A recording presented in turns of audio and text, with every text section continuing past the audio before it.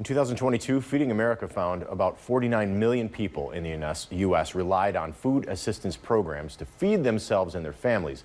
That number is going up. The Food and Agriculture Organization of the United Nations explains this increase in food insecurity is due to increasing climate extremes, economic slowdowns, growing inequality, and unaffordable food. Increasing hunger across our community is our big story today. In every state across the U.S., at least 1 in 6 people reported experiencing food insecurity. That's according to the Central Area Food Bank. And 32% of those in the U.S. say they did not know where their next meal was coming from. And that was at some point between May of 2022 and April of 2023. According to this survey, many say the rollback of government assistance programs and inflation, major drivers of food insecurity. Of those facing food insecurity, 13 million children in the U.S. are among them. Feeding America explains that this means 1 in every 5 children across the country does not have enough to eat. There are a number of reasons why a child may not have enough food. Some of the most common include low income, lack of affordable housing, and racism and discrimination. Recent data from Feeding America shows African American and Latino children are twice as likely to face hunger than other children. The effects of food insecurity on kids can be detrimental, affecting the child's development, how they grow, as well as their academics. Focusing on hunger and race now, in 2022, 1 in 5 Black U.S. residents experienced food insecurity. According to the USDA, that's nearly 9 million Black individuals who do not have access to enough food to lead a healthy lifestyle. The causes for this due to Black communities being disproportionately affected by racism and economic inequality. Another cause, food deserts, areas without grocery stores or places to buy fresh food. Latinos also disproportionately affected by food insecurity, twice as likely to face hunger than those who do not identify as Hispanic or Latino. Feeding America says it's commonly due to language barriers and immigration challenges, and many times a fear of deportation prevents people from using food assistance programs. Poverty in America is also a big factor in why so many are facing food insecurity now. According to the Office of the Assistant Secretary for Planning and Evaluation, a family of 4 earning less than $30,000 a year is considered low income. This poverty line helps identify families who may need extra help with things like food and housing. For 2024, the new poverty guidelines went into effect January 17th. Low wages or unemployment, lack of affordable housing, racism, and lack of education can keep someone from getting out of poverty, which in turn can affect someone's health and food access.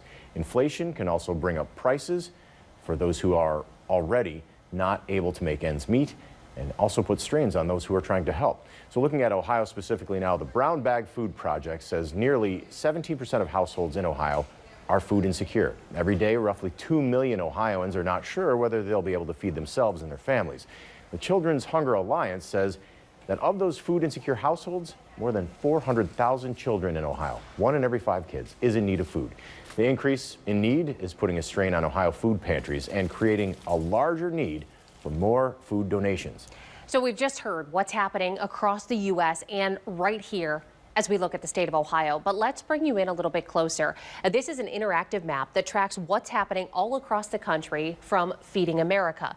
As we look at Ohio in general, you can see that if I click here, this shows you 11.8% of those within the state of Ohio say that they are food insecure. And that doesn't mean that they are receiving assistance from anyone.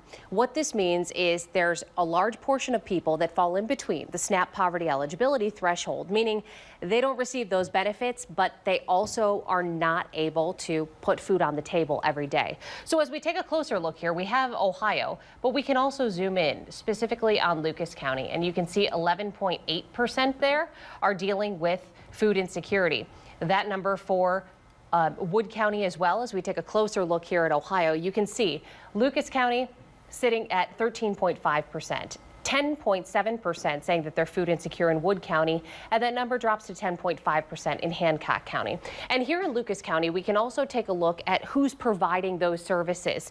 So let's do that. As we zoom in on this map here, you can see that the Northwestern Ohio Food Bank is the organization that is dealing with helping these people get food on their table. More than 98,000 people are food insecure and are relying on the Toledo Northwestern Ohio Food Bank for those supplemental needs.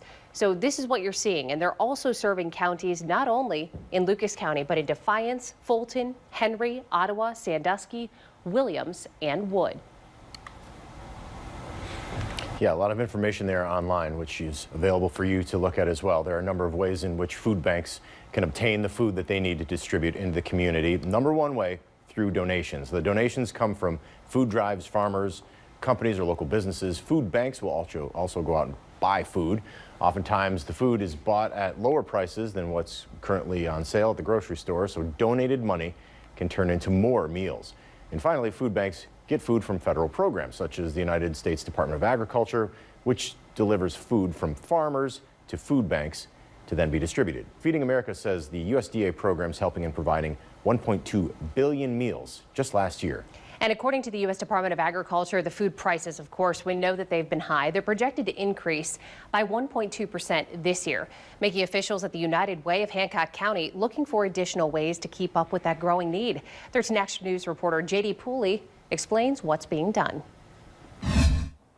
The United Way of Hancock County is ramping up its giving this year with a 30% increase to fight food hunger. Definitely taking a toll on us, like to sum it up.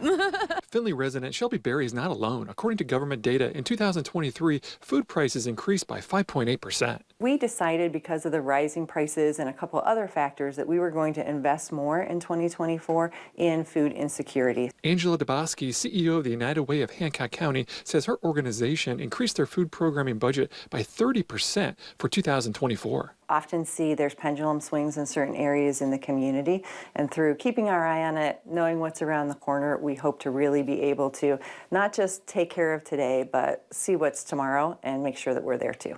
In Findlay, J.D. Pooley, 13 Action News. In Michigan, food insecurity is on the rise, going slightly above the national average. That's all according to federal data. The U.S. Department of Agriculture finds 11.9% of Michigan households went without food on average because of money concerns. That was between 2020 and 2022. The national rate for the same time frame was 11.2%. The annual food budget shortfall for Michigan is $696 million. 42% of people are above the SNAP threshold, making them not eligible for those benefits. In Midland, Michigan, a new food bank creating some more opportunities for people to get the food that they need without paying more for it. Bonus items with free bread, free produce, lots of extras that help bridge the gap for those families. Bridge Food Center in Midland has opened its doors in a new location, serving families making less than $72,000 a year, giving them opportunities to provide food for their families at discount prices. The nice thing about this is our food is sustainable, so we fundraised up front for the food. So if we spent $70,000 on food, we mark it up a nickel. Marsha Stamis, manager at Bridge Food Center, says purchases are not limited to people in the Midland community. The store is open to all who are eligible in the Tri-County area. We get to meet so many people that otherwise may not get assistance, right? They may not go to a food pantry, or that they're too proud to ask for assistance.